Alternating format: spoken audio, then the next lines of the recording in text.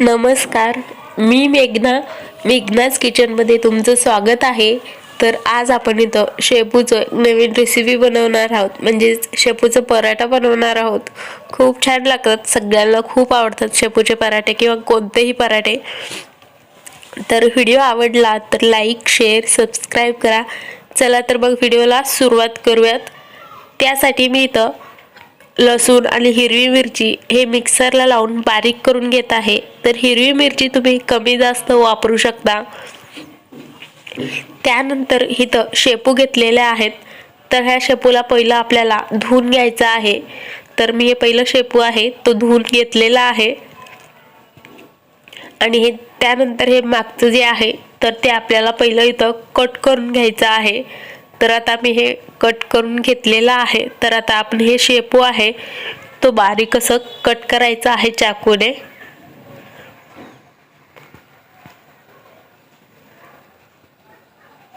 तर शेपूचे पराठा सगळ्यांना खूप आवडतात. तर हे शेपू आहे मी पहिलं इथं कट करून घेतलेला आहे. तर आता आपण एका भांडीमध्ये काढून घ्यायचं आहे. तर हे सगळं शेपू बारीक कट केलेलं ह्याच्यामध्ये घातलेलं आहे. आता ह्याच्यामध्ये मसाले घालायचे आहेत. थोडंसं हळद घातलेलं आहे. चवीपुरतं मीठ आत्ताच घालून घ्यायचं आहे.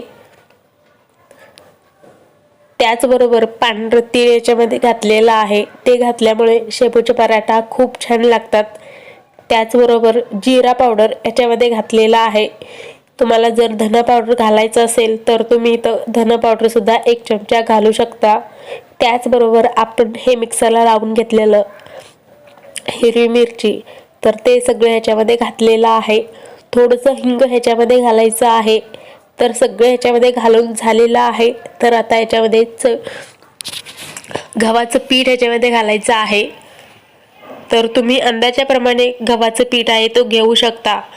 तर मी साधारण 1-2 वाटी ह्याच्यामध्ये थोडंसं करून घातलेलं आहे आणि सगळं शेपूमध्ये मिक्स करून घ्यायचं आहे. लागेल तसं मी ह्याच्यामध्ये पीठ घेतलेलं आहे.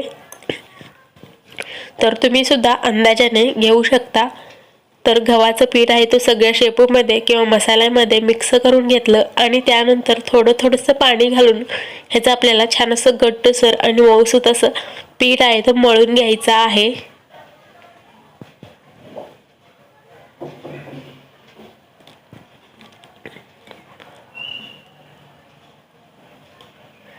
तर हे मी इथं पहिलं आहे पीठ मळून घेतलेलं आहे.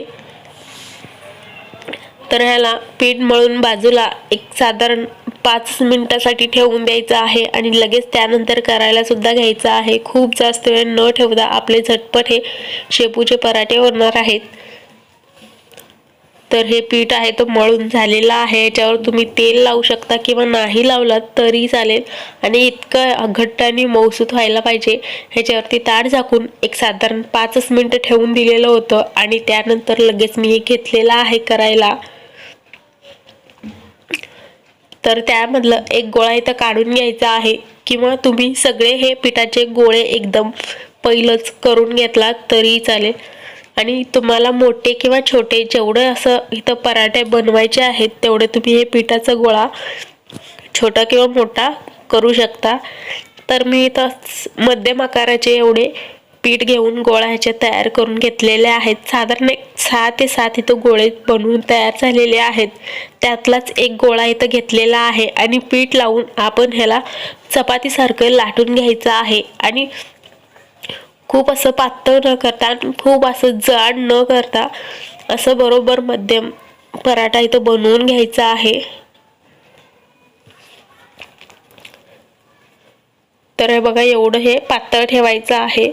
खूप जास्त पातळ देखील नाहीये. तर एवढंसं इथं ठेवायचं आहे. चपाती बनवतो त्यापेक्षा थोडंसं हे जाड इथं ठेवलेलं आहे. आणि ह्याच्यामधलं शेपू तुम्ही बघू शकता खूप छान असं दिसत आहे. त्यानंतर मी तुम्हाला इथं दुसरं सुद्धा करून दाखवत आहे. तर मी असेच हे सगळे इथं तुम्ही एकदम लाटून घेतलात तरी चालेल किंवा एका पाठोपाठ एक इथं तव्यावर शेकून होतील तर तसं तुम्ही घेऊ शकता. तर तवा गरम झाल्यावरती मी इथं घातलेला आहे तुम्ही बघू शकता खूप छान दिसत आहेत आणि सगळ्या बाजून छान असं भाजलं गेलेला आहे आपला शेपूचा पराठा। तर गॅस इथं मध्यम किंवा मोठा ठेवला तरी चालेल। तर 1 मिनिटानंतर असं पलटी करून घ्यायचं आणि दोन्ही साईडने तुम्ही तेल लावून घेऊ शकता किंवा तूप लावलात तरी चालेल, किंवा काही न लावता सुद्धा तुम्ही हे असं सुद्धा खाऊ शकता। तर मी साधारण थोडंसंच तूप लावून इथं घेतलेलं आहे। तर दोन्ही साईडने तूप लावायचं आणि छान असं उलटण्याने थोड्याशा हलक्या हाताने दाबत हे दोन्ही साईडने छान खरपूस भाजून घ्यायचं आहे। तर तसंच मी तिकडे पलीकडे लाटत आहे। तर एका पाठोपाठ एक आपल्या इथं शेपूचे पराठे बनवून तयार होणार आहेत। तर तुम्ही बघू शकता आतमधलं शेपू आहे तो खूप छान असं दिसत आहे।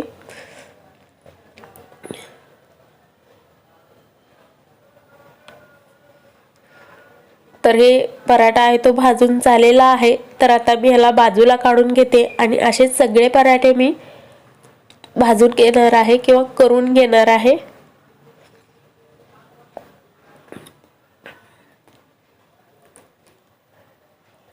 तर त्यानंतर मी इथं दुसरा देखील घातलेला आहे भाजण्यासाठी। तर ह्याला सुद्धा तसंच दोन्ही साईडने तूप लावून भाजून घ्यायचं आहे। तर हे तुम्ही असंच खाऊ शकता किंवा कोणत्याही लोणच्या सोबत खाऊ शकता, दह्यासोबत खाऊ शकता, कोणतीही चटणी सोबत हे तुम्ही खाऊ शकता। कधी तुम्हाला चपाती वगैरे खायचा कंटाळा आला असेल तर तुम्ही अशा पद्धतीचा पराठा बनवून खाऊ शकता, झटपट होणारा आहे।